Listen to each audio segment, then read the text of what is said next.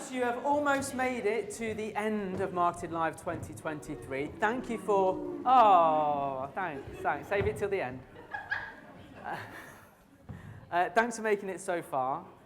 I didn't get to try any of the flapjacks. Were they nice? Good. Brownies are amazing. Incredible. That's what we like to see.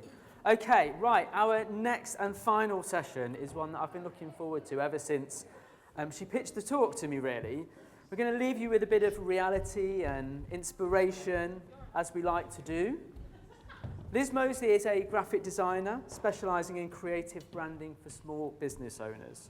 She has a very successful podcast called Building Your Brand, let's get it right, and teaches courses showing people how to create their own branding if they don't have the budget to outsource it. And that can be one of those things that people do worry about, of course. I'm all for teaching people how to do stuff, so it's a great fit. We're all here trying to get better, maybe be better versions of ourselves, do better work, get better at what we do, maybe even be better humans, perhaps. Does anyone here feel like the journey to success is easy? No, of course not. Of course not. As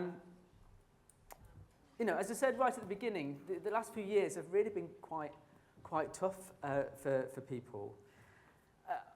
I'm not a huge fan of the word resilience because I think it puts the emphasis on the individual to be resilient. It's like it's your responsibility, when sometimes the reason why people are struggling is because of outside factors or factors that they can't control.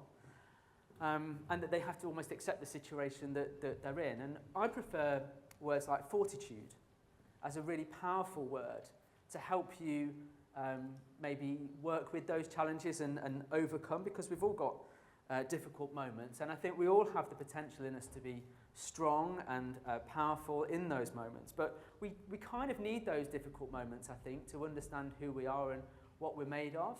And I think they teach us lessons. So perhaps those difficult journeys can be helpful to us as we move forward positively. And, occasionally that means we get the odd knockback. Right? Who likes getting a knockback? Anyone? No one I know. I don't like getting a knockback. Like anyone who didn't buy a ticket. Right? Not a fan of them. I'm kidding. We all get knockbacks, right? So, to help us a little bit with this, I'm really, really pleased to welcome Liz Mosley to the stage. She's our final speaker of Marketed 2023. She's going to give us some insight on her experience on this. So for the final cheer, well, maybe not the final cheer, you do one at the end, right? But for the final cheer for the speaker, please give it up for Liz Mosley.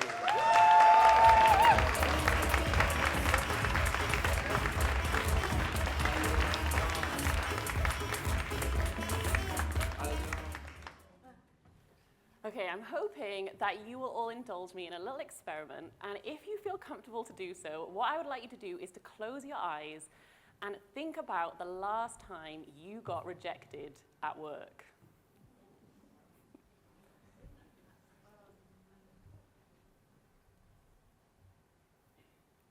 Okay, I'm not going to leave you hanging there too long. I can tell by some of your faces, probably feels a bit uncomfortable. A bit cringe is not necessarily something that you want to think about. It probably didn't feel that great. This was one of my recent rejections. Now, you probably recognize this man. This is Chris Doe. He's a kind of famous marketeer. And he sent me a DM and it said, "I'm sorry, but I'm looking for a much bigger audience. Hit me up when you get several thousand." Now, I'm going to tell you the story about this in a minute. But first, I wanted to start off by thinking about the feelings that are evoked when we get rejected. Now, I actually had some coaching a little while ago from Teresa, and she taught me about the chimp brain. And for me, definitely what happens when I receive a rejection is the chimp brain takes over, and I go extreme with my response. So if I get a rejection, I start thinking things like, oh, I'm terrible at what I do, I'm rubbish at everything, no one likes me, I've done a bad job. And I let these emotions build up and tell me a story that actually isn't true, but I give so much prominence to these feelings. And what I realized as I started to think about this is we really do idolize our feelings. And I started to question, why is it that we idolize our feelings so much? And I think we do live in a culture at the moment that really puts a lot of prominence on feelings and trusting our gut, following those feelings. We really emphasize them. And if you're anything like me, my feelings are not trustworthy. I mean, they can literally change from 1 minute to the next. There is nothing reliable about my feelings. And so this rejection that I received sent me in a little bit of a spiral. So I'll tell you the story. Last year, I was at a conference, and I very briefly met Chris Do. I think I got him to sign a book or something. It wasn't very memorable, but I shared a story, and I tagged him in it. And he replied and was like, oh, thanks for sharing. And I thought, oh, hang on a minute. If I reply to this now, it's not going to end up buried, in that folder where if someone doesn't know you, all of the DMs go. He might actually see it. So I was like, okay, this is my opportunity. So I messaged him, and I was like, would you be interested in being a guest on my podcast? Now, he replied and was like, how many downloads do you get per episode? I told him, and this was his response. I'm sorry, but I'm looking for a much bigger audience. Hit me up when you get several thousand. Now, this is actually a pretty nice rejection. He was very polite about it. It's completely legitimate. He has nearly a million followers on Instagram. He probably gets asked to be on podcasts all the time. So he has to draw a line somewhere. And I know he has a particular mission that he wants to help 1 billion business owners. So he's looking for places where he can reach a large number of people. But what was really interesting to me was my response after this very nice rejection. I felt embarrassed. I think I felt a bit ashamed. I felt really cringe. I was like, oh, why did I ask him? This is awful. And it's not even like anyone else knew about the rejection. It was only me that knew. It wasn't even a forever rejection. He said I could go back to him when I got to a certain point. And so I was thinking about this, and I was like, why have I had such an extreme reaction to this rejection? And over the following weeks and months, I started to think about it, and I was like, oh, yeah, I'm just not going to approach people that are quite big for my podcast. It's obviously not big enough. I started to really talk myself out of going for opportunities that I wanted to because of, I guess, years of conditioning to fear rejection. And I was thinking about it, and I was like, hang on a second. This is actually holding me back in my business. This is holding me back from achieving my goals. Now, I love gamifying things in my business and trying to make them fun. So what I did was I tried to think of a way that I could take my fear of rejection and turn it into something fun. So what I decided to do, I'm all about going extreme. I decided to set myself a challenge to get 100 rejections in my business. Now, whenever I talked about it, I did qualify that this was in a work capacity because there's actually loads of people doing this exact same challenge on TikTok, but they're doing weird things like getting strangers to sing duets with them in the street. That was not what I was doing. All of it was going to be in a work capacity. So I set myself this challenge to try and take my fear of rejection and turn it into fun. I guess you could think of it a bit as exposure therapy. I figured that the more I experienced the rejection, the less scary it would be, and hopefully it would give me the confidence to go for bigger opportunities. What was really interesting was that the minute I decided to do this challenge, my mindset on it completely shifted. It totally changed. And I actually started to feel really excited about pursuing rejection. I set myself a challenge for this talk to find the cheesiest stock image that I could, and I'm pretty sure I won with this one. But I wanted to take something that I'd found scary, and I wanted to turn it into something that I'd feel excited about. And honestly, that did happen straight away. So I got my spreadsheet out, I started making a list of all the things that I could pitch for, all of the guests that I wanted to have on my podcast. I wanted to find podcast sponsors, I wanted to pitch to speak at events, I wanted to run events, all this kind of stuff that I could pitch for in a professional capacity. Now, all of this got me thinking and actually made me realize that rejection is a really important part of the process in our businesses and with our brands. So what I want to challenge you to think about today is that rejection is actually the only way you can really tell if your brand is working for your business. Now, I'm a graphic designer, so visual branding is my thing, but here I'm talking about sort of all aspects of branding. quite sort of a general take on branding. Now, I've got three different types of no's that I want to share with you, three different types of rejection. But before we do that, I just want to share a little caveat. And my hope is that by the end of this talk, I'm going to change how you feel about rejection. But I do want to say that we are all starting from different places with this. So we're not all starting from the same place. We will be influenced by what's happened in our lives, rejections that we've already experienced in our personal work life, how your brain works. If you're neurodiverse, a lot of people suffer from rejection sensitivity disorder. So there's all different factors that might influence how you feel about rejection. But I'm hoping that by the end of today, you're going to feel more positively towards rejection, even if you're not ready to go out and set yourself a challenge like getting 100 rejections. Okay, so we've got three no's that we're going to be thinking about. The noble no, the humble no, and the fertile no. Now, those won't mean anything to you yet, but by the end of this, hopefully these three no's will be quite memorable and you'll be able to see how they can impact your business. So, first up, the noble no. Now, obviously, at a conference about marketing, there's like a million Seth Godin quotes in the talk. So I've got one too. I feel like if you're doing marketing conference bingo, this would be another one to tick off. So Seth Godin says, when you speak to everyone, you speak to no one. And although it's become pretty cliche, there's a lot of truth in this. If you try and appeal to everybody, you are going to create probably a very bland brand. And what this means is that we actually want people to reject our business. Now, if your branding is working well for you and your marketing, your messaging, if it's all working well, then the goal is that you are drawing in the right people for your business and you are rejecting, or you're repelling, the wrong people, and they are rejecting your business. You actually want people to reject you. Now, this is important when it comes to building a sustainable business. I cannot provide my service or my product to everybody, and I don't want to, so I need to talk to people, and I want them to either be the right people for me, a select few, but I want a whole bunch of them to reject me. So actually, rejection is a really important part of the process when it comes to marketing and communicating my business. I need those people to do that, and it is a sign that my branding is working well for me if people are rejecting my business. Now, the reason I called this the noble no is that it's good for me and for the people who've rejected my business if I've got my messaging and my branding right.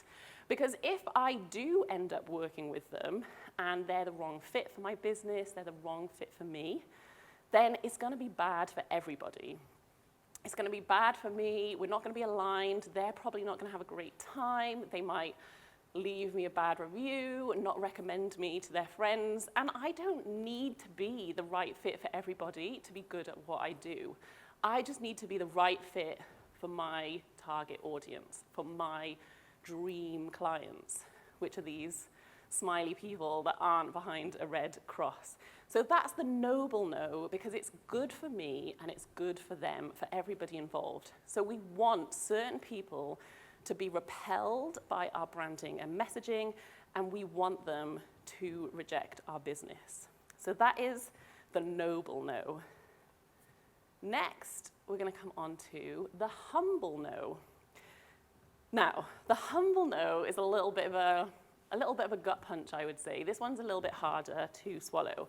And what I want to question here is if we aren't receiving any rejections for us or our client or whoever we're working with, I want to question whether it's actually a matter of ego or pride.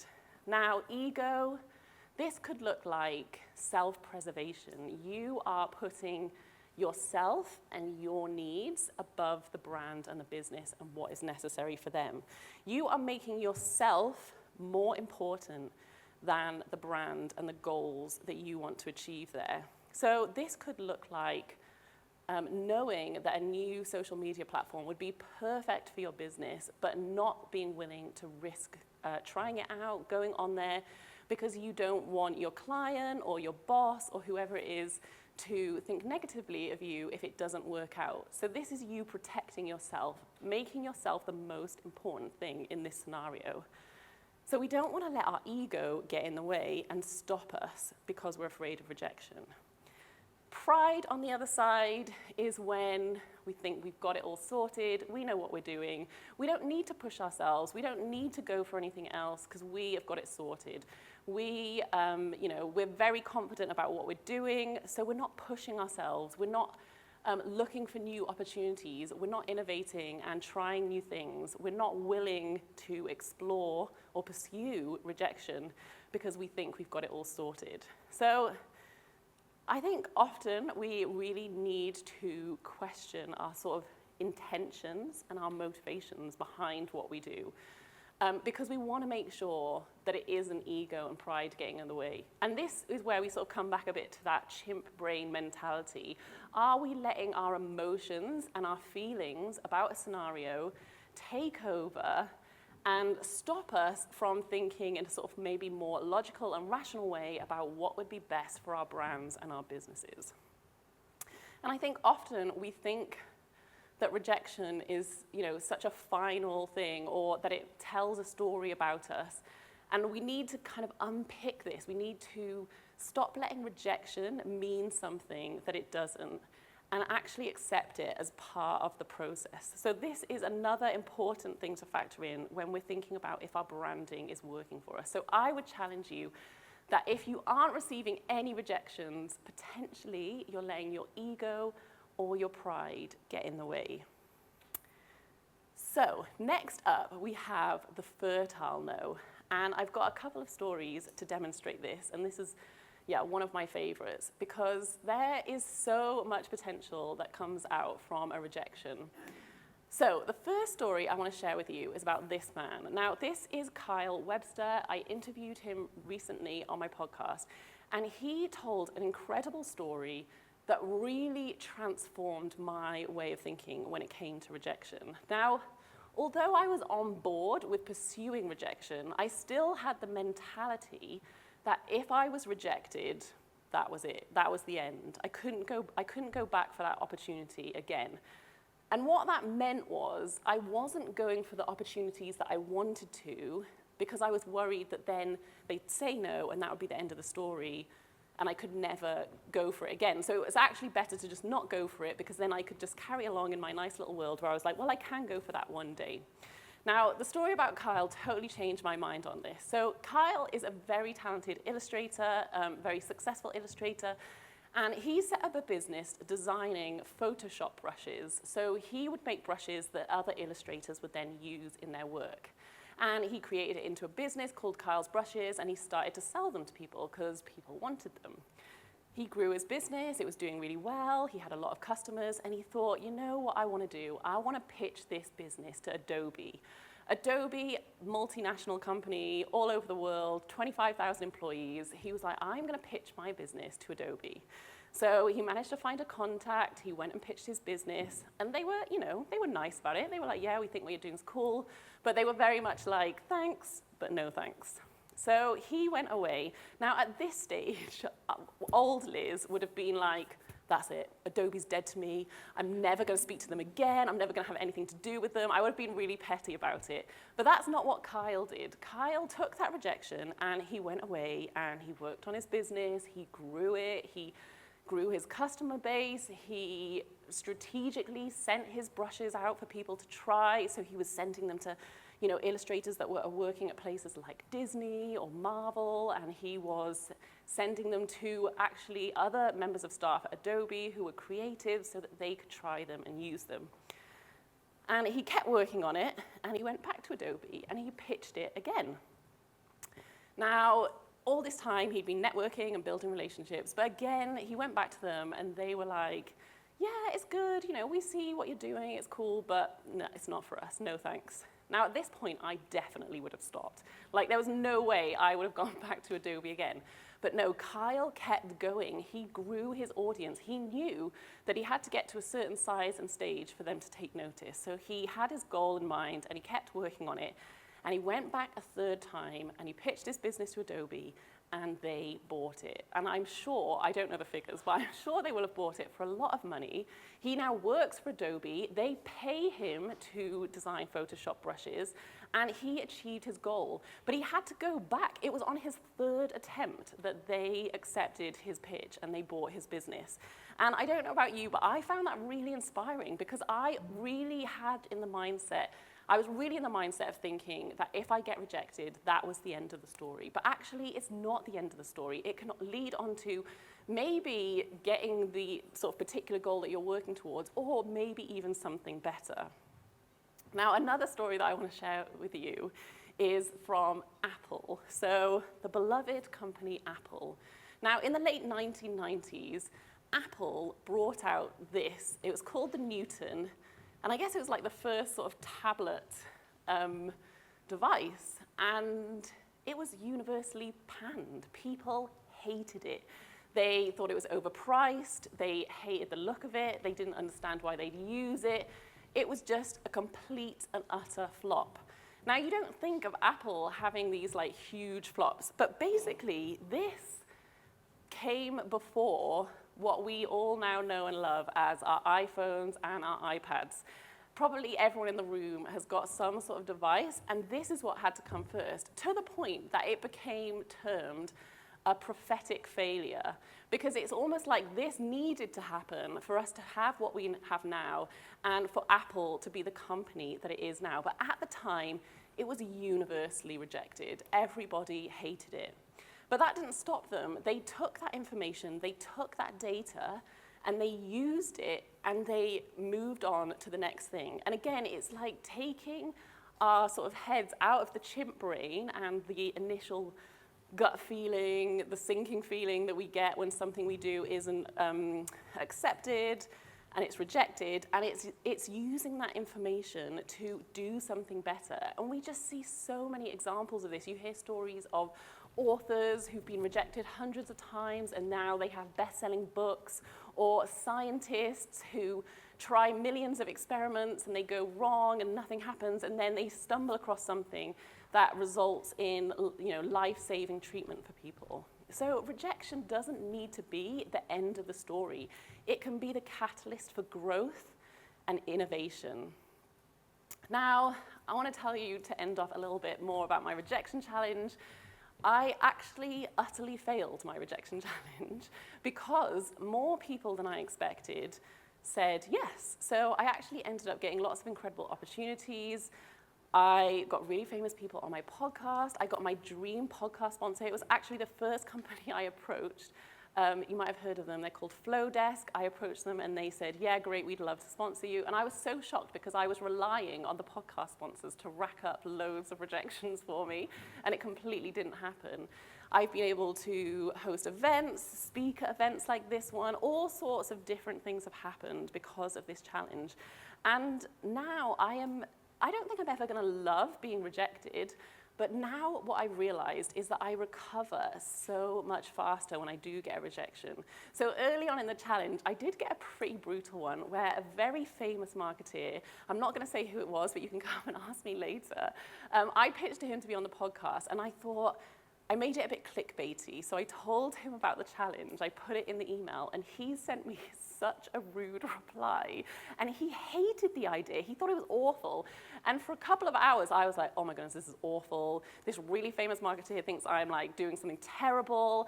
I'm gonna quit the challenge, all of this sort of stuff. But actually, I recovered from it really quickly. I realized that no, it was working really well for me, and that's all that mattered. It was helping me in my business. It was helping me move forward.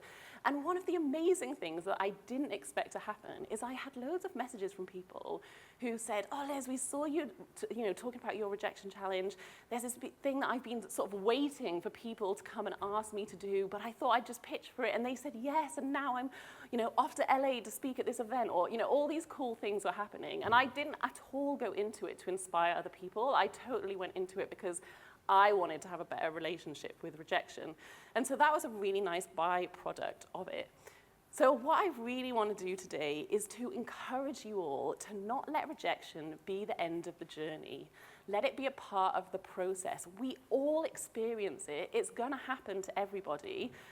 Let's stop trying to avoid it, and actually, I want to challenge you. What would your business look like if you actually pursued rejection, if you went out looking for it, if it became this thing that wasn't scary anymore, and it was this thing that you could have fun with, that you could play around with? Like, you could, if your brain works like mine, you could set yourself a challenge, but even just changing your mindset on it slightly and thinking of it as something that is normal, to be expected, and something that you can actually go looking for. And I do really believe that if you aren't receiving rejections for you personally, for your brand, for your clients, then I want to challenge you, is your brand actually working for you? Thank you very much.